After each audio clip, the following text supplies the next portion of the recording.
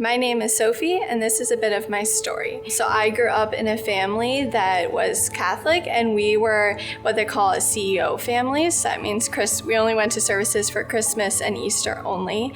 But my parents still sent me and my sister to Sunday school, basically every week. However, I always felt like I didn't really belong in the Sunday school with the other kids because I would try to fake knowing the prayers and fake knowing the practices or the history of the Catholic Church.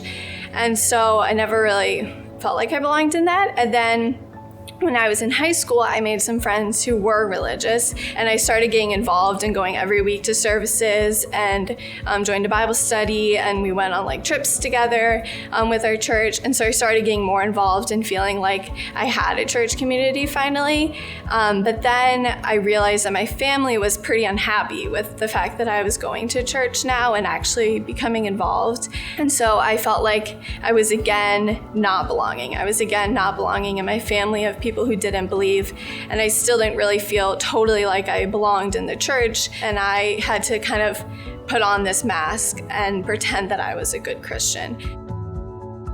So then when I came to college at UW, I really looked for friends who were Christians, and so I made some really good best friends who are Christian, and through that, I then lived with Christians finally and really saw what a Christian life looks like, just on the daily.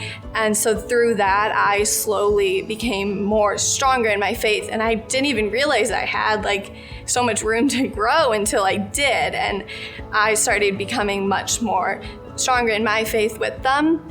So it was really nice in my life group to be able to just share so openly about my struggles and things that are going on in my life, and not really feeling like it's okay that I don't have to be perfect.